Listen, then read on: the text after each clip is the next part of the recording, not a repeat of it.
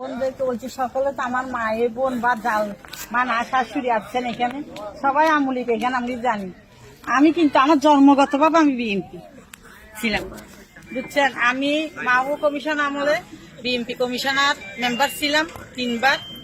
এখন দেশে আসছি কট্টর করে, কিন্তু এখন আমি মা বোনকে বলছি নিজের ইজ্জত যদি রক্ষা করতে চান আপনারা সবাই বিএনপি কে ভোট দিন। বিএনপি বলে কেউ অবহেলা করবেন না, কেন এখন আমলিক নেই এটাই বলছি, যেটা আমাদের মাতৃ জন্মের কথা।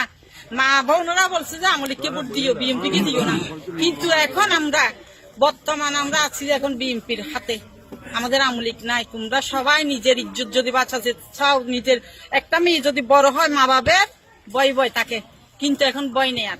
এখানে সবাই এখানে আমাদের মা বাবা এরা সবাই এদেরকে চিনেন। যদি দূরের মানুষ হতো তাহলে বয় ছিল, এরা দূরের মানুষ নেই, এখানে আমাদের দেশের মানুষ। কোনো যদি ক্ষতি হয় কিছু হয় আপনাদের ওদেরকে ডাকতে পারবেন। আমরা এখানের মানুষ সবাই এখানে সবাই একজোট হয়ে 12 তারিখ ভোট দেবেন। সবাই ভোটের জন্য যাবেন, কিন্তু অনেকজন বলে বিএনপি কে ভোট দেবো না, যাবো না। না, এটা মনে করবেন না। বিএনপি কে দিলে মনে করবেন কোনোদিন আবার আমলিগের হাতে যেতে পারবেন আপনারা। বিএনপি কে চান কিন্তু অন্য দল দেখবেন, কিন্তু নিজের হাতে নিজে কপালে হাত মারবেন। এখানে বিএনপি ছাড়া কোনো উপায় আমাদের নাই। এখানে হিন্দু বা মুসলিম হোক সবাই বিএনপি কে চান। আমি বলছি আমাদের এই এলাকার সবাই আপনারা বিপদের সময় না পেলে এদেরকে পাবেন।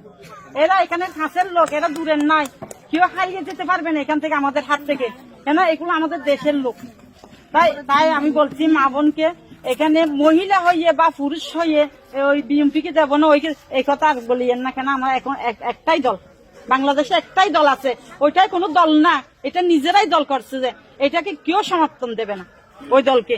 আমরাই এখন হচ্ছি যে কি সবাই বলো বিএনপি কে চাই, ভোট চাই, ধানের শীষে ভোট দেবে, এটাই আমরা চাই। আমাদের ধানের শীষে তো ধানের শীষ সবাই, আমি বলছি ধানের শীষে টিকে দিলে আপনারা মনে মনে বলছেন যে ধানের শীষ কেন দেব, আগে তো আমরা আমলিক ছিলাম না, এখন আমরা আমলিক, ধানের শীষে আমলিক মনে করবেন কেন? আমলিক আসার জন্য আমরা এটা একটা পথ। আমরা বিএনপি কে যদি চাই, বিএনপি দেখা 10 বছর বাদ হলে আমাদের নেত্রীকে আবার আনবে, জানেন এটা। কিন্তু ওদের হাতে যদি চলে যায় পাকিস্তানে চলে যেতে হবে সবাইকে, মনে করবেন। এটাই আপনাদের আমার বক্তব্য শেষ করলাম।